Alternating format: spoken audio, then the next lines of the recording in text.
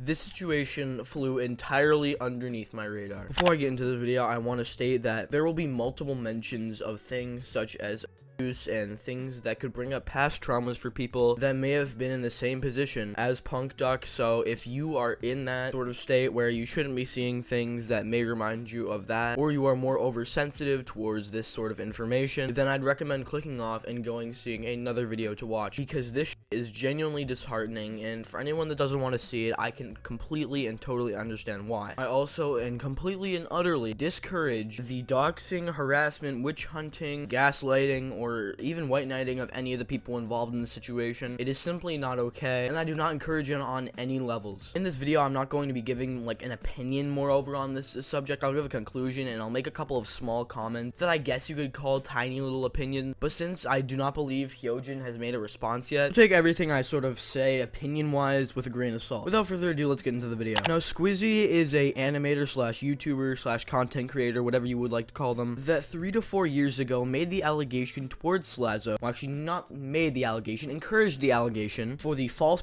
allegations made towards the YouTuber Slazo back in 2019. They were a large instrument in moreover promoting these allegations and deeming them correct. Obviously, up until they were proven false, in which they gave an apology, I guess, of some sort. Then again, no one really took it at face value. Oh god, excuse me, my voice. Excuse me, but then again, no one really took it at face value, just like any of the other people sort of involved in the allegation. I mean, some of them were forgiven because they gave genuine apologies, but I'm not under the impression that Hyojin was one of them. But recently, Hyojin has been thriving over the internet with their little animation videos. And ironically, I watch them from time to time, which is why it feels a little surreal making this video, but I am here for a reason. Now, the YouTuber PunkDuck, who is moreover a video game commentator, so makes little how-to videos on video games, about 4 days ago, came out with a new tweet stating their history with their abuser. PunkDuck was dating Hyojin. I'm gonna be referencing between the two names Hyojin and Squizzy throughout this video. I'm sorry, but they're the same thing, and I don't know. Sometimes I feel like saying one or the other, so if you're a bit confused by that, they're the same person. But since this is quite a long couple of pages of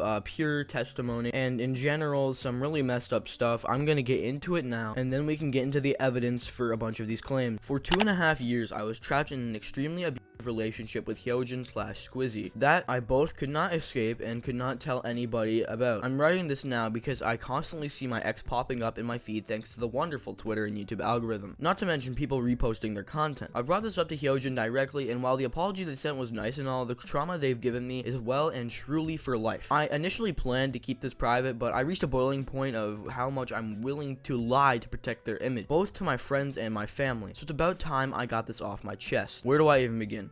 When we started dating, it was fine, great even, for a while. The first 6 months were mostly fine. Occasionally, they would do the classic redirect the anger you're feeling from unrelated issues to your partner and berate me. But I kept being promised it would stop, and I believed it. They were, however, constantly materialistic, even at the cost of my own feelings. Constant arguments over what I wear, what I buy, and what I do on nights out were in order because anything they would do would be a status thing, and they wanted me to act in the same way so I wouldn't embarrass them. Anytime arguments would happen, they would always be my fault in one of 2 ways. Either I actually fucked up, or it was a problem that they would cause. I would try to approach them and tell them how they hurt me, and I wanted to talk about it, and it would instantly turn into emotional manipulation and accusations of, you're just doing this to make me feel stupid, just leave then. I would end up apologizing and nothing would be resolved. Whatever I had brought up to them would just be added to the growing list of repeated behavior. The main thing I would bring up to them was the anger redirection, which culminated around March 2020. Sorry, a lot of the things that I bring up will be out of order. They came to visit me a couple days before COVID started. Bad timing. After it did, we soon realized that they had to go back to Australia before flights ran out.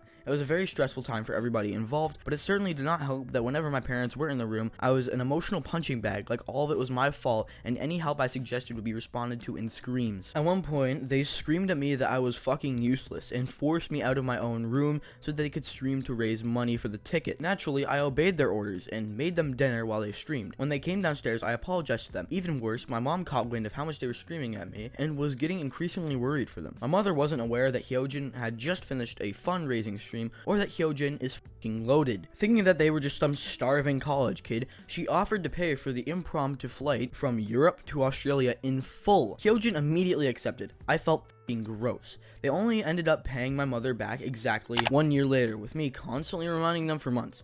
Impromptu tickets to Australia are not fucking cheap, turns out. I visited them for emergency reasons back in the summer of 2019 and still got fucking yelled at because I had a migraine from how hot it was at one point and asked if we could go home early so I could rest. They screamed at me saying I ruined their night and they didn't allow me to sleep in the bed that night. I was promised things would get better. What really made things spiral out of control was New Year's 2020. I had flown down to Australia for a couple weeks to be with Hyojin and their family. On New Year's itself, we bought a tent and planned to be in a park to watch the fireworks. It was fun until they once again called me fucking useless and yelled at me because I was struggling to figure out how to build the tent while they sat there and did nothing. Massive scene in the middle of a very crowded park was fun. At that point, that shit was bouncing off of me. A couple days later, on January 3rd, 2020, my partner had received an early press copy of a game and asked for help installing it. Turns out, getting early copies to work on Steam is a fucking ball ache and neither of us could just figure it out. The usual stuff happens, yelling, blaming me, etc., telling me to fuck off, so I just go and sit on their bed on the verge of tears. They proceed to, in the same room I'm in, get on Discord voice chat with their friends and start chatting like nothing is going on. I lie there in pure disbelief.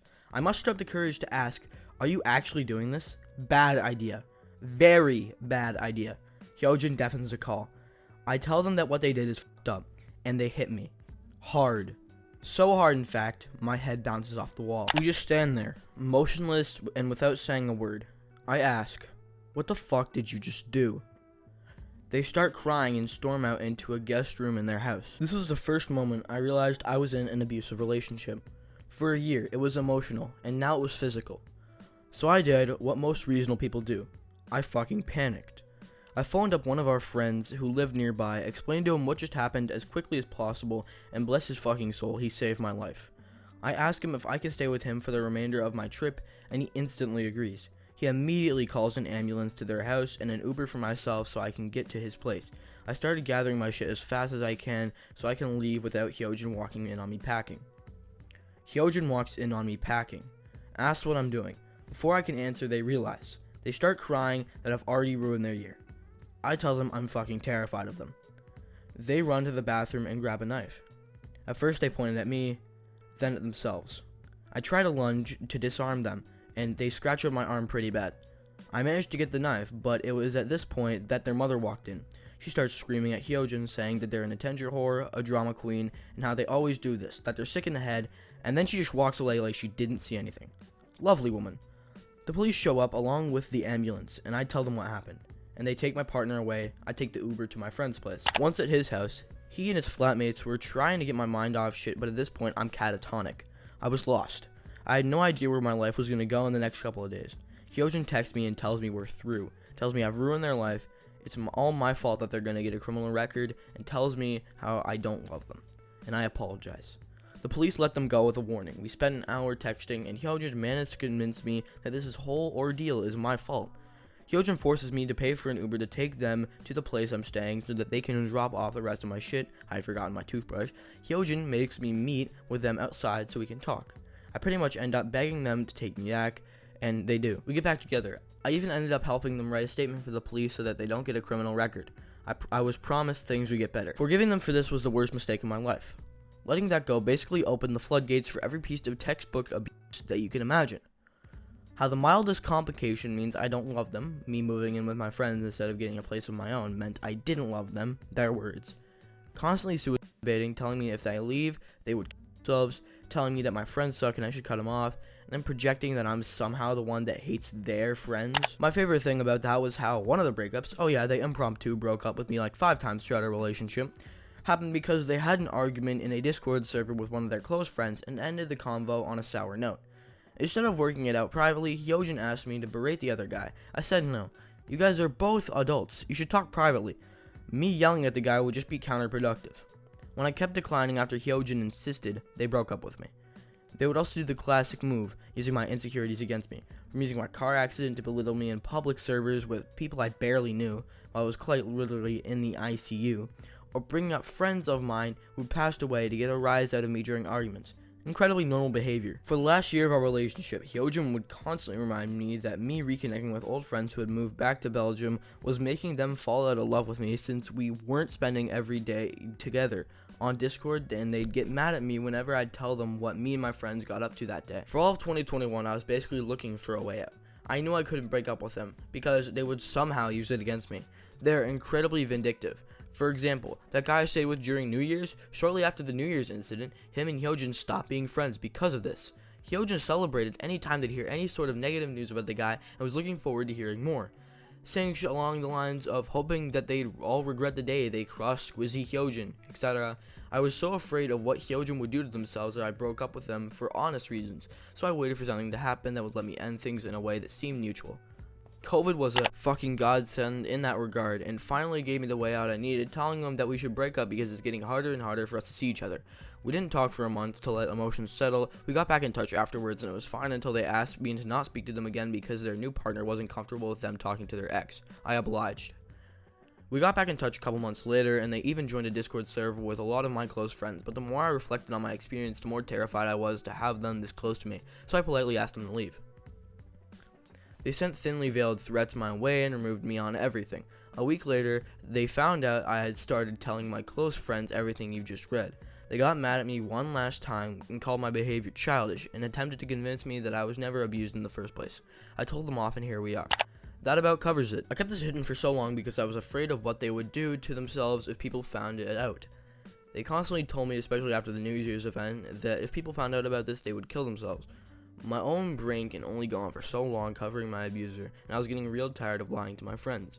Now I've brought this up to Hyojin directly, and they have apologized to me, reassuring that they are seeking help.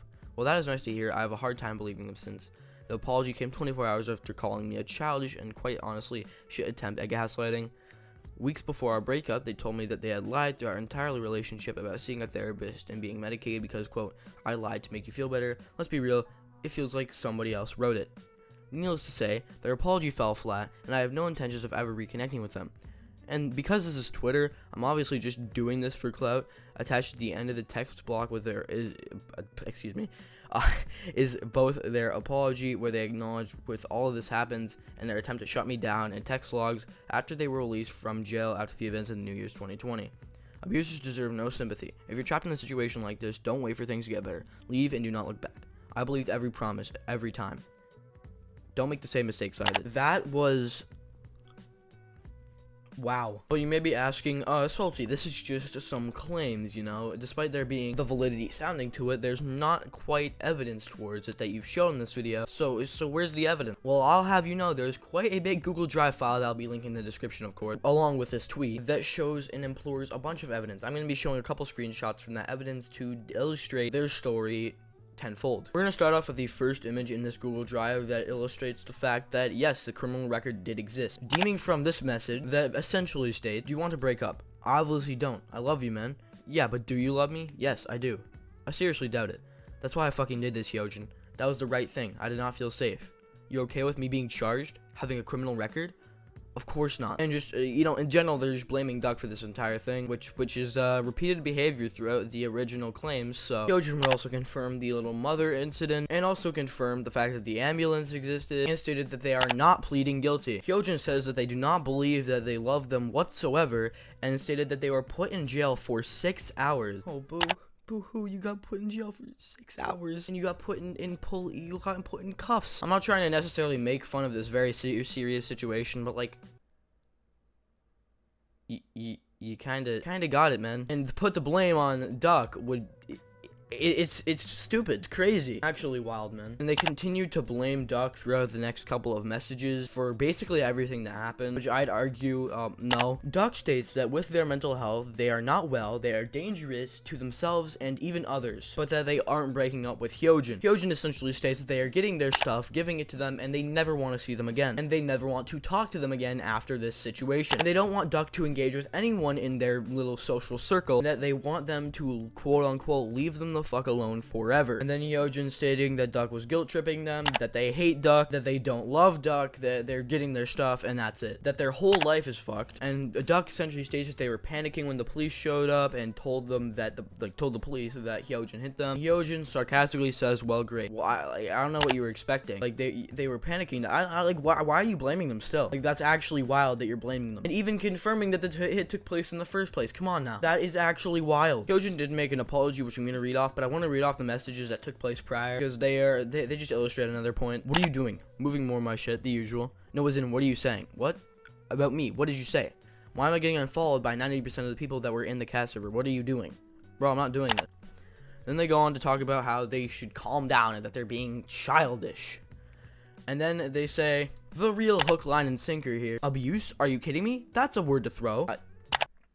Unbelievable. Unbelievable. After reading this whole document myself and going through all these screenshots myself, it's unbelievable. Unbelievable how they got the gall to say this. Unbelievable. I said I wasn't really gonna give my opinion, but come on now. This is blatant. And now let's get to Hyojin's apology, because that was the maximum of the DMs. Let me start this off by saying that I don't need you to reply. I get it. What I say doesn't matter, but regardless, I'm sorry. I owe you a very, very big apology. Hope it doesn't come off as calculated or ungenuine. Just need you to see it because it's the least that I can give. It doesn't mean anything, I know, but just know that I am genuinely sorry for everything I've done. Sorry for how I acted when you asked me so nicely to leave the server. Seems my anger and entitlement still hasn't changed since you've known me. I took your patience for granted, mistreated you, and really just took advantage of you in the entire relationship. I don't think there was a single thing you've ever done wrong. I regret not talking about what occurred on New Year's more. I feel like that's something that should have been talked about, and you definitely had every right to do what you did. I'm sorry for not ever being apologetic for that. I'm sorry for taking out my anger onto you about blank. In general, misplaced anger is a problem I need to sort out. Everything you feel about me is deserved. You deserve to talk about it. I sent what you said to almost every one of my friends just to force myself to self-reflect. I've lost trust from a lot of them, but that's okay because nothing that happens to me will ever undo what I did to you. I'm never going to excuse what I did to you. You met me at a time where I never wanted to take responsibility and where I was toxic, paranoid, and horrible in general. I'm sorry for how I treated you whenever you got hurt, treating everything like a joke, making people uncomfortable on purpose just because I got a tiny laugh out of it. I'm sorry for hitting you over nothing, literally over nothing. Again, angry at something, misplaced it on you. There's like a lot of stuff happened that always fell back on you. You were always the fallback to my moods constantly. Nothing can undo what I've done. This message isn't to rekindle everything. As far as I know, I'm dead to you, which is what I deserve. I don't deserve a reply. I didn't type this up to weaponize a victim complex, which I did a lot. I think that in a lot of scenarios, which is why I reached out to literally everyone I've done wrong. I reached out to blank, most of my friends, some exes and friends, and blank. Just want to let you know that even if there is through this bridge is burned, oh my god, I can't talk, excuse me. I just want to let you know that even though this bridge is burned, I'm not planning to hurt anyone like that in the future ever again. Thank you for doing what you did. I think you saved a lot of people from how horrid I am. I see the person I am now clearly. I'm narcissistic, abusive, and I misplaced my anger and hurt everyone around me. I'm codependent, I weaponize my mental illness, and again, my victim complex is huge. There's no excusing anything. I'm the root of my own destruction. I've believed that for so long, and that it was the world against me, but I was the problem. And it's shitty that it's taken this to realize that. So again, thank you for doing this. If you hadn't, I would have fallen back to the same pattern of earning validation by lying and acting like a victim, hurting people by continuing to never change, and lose more people. I've lost people and that's completely okay. Everyone has their limits, and I'm not asking to be forgiven at all. I just want to change, and again, I'm sorry it took this fucking long and this fucking much for me to wake up. I don't want to hurt people anymore. Any more people than I already have, excuse me. That was about a 3-minute reading of that apology. That's how long it took me for to comprehend that. And I can't speak anymore. I've spoke so much in the consecutive past like half an hour or so. It's taken me that long, and I just can't speak anymore, man. Like, I've lost my ability to talk correctly. But back on topic, this situation is cruel, and I'm honestly not looking forward to the events. Like, usually I'd say, oh, I'm looking forward to seeing what happens. Like, I really don't like what's going on here. I don't think anyone else really does, because this is genuinely messed up. I will be linking the Google Drive in the description so you can see the research and evidence provided from the source. You can also see the tweet in the description. They will probably be at the top of the description because they're #1 priority. But in general, thank you for watching this video, as I've only seen about one other YouTuber talk about this as of recording, and this has been like a couple days of recording. I've recorded like the intro to this video yesterday, and then I've been finishing the video today, and I realized, and then someone made a video on it. So I'm glad to know people are, getting to know the situation, but it has been 4 days and I have not heard a lot of people talking about it. So I really encourage, if you have a platform to talk about it, I definitely recommend it, because Squizzy's quite a large YouTuber, and I would like to also see a response from Squizzy, just a public one in general, to note that they have seen these allegations. But that's just it. This has been a 20-minute video. This has probably been the longest video I have made in quite a long time, of just me purely talking. So if you watched all the way to the end, I very much appreciate you as a viewer. And yeah, that's about it for this video. I'm not gonna be promoting any of my like socials, because again, it's not appropriate to do that right now. So yeah, that's about it. Bye.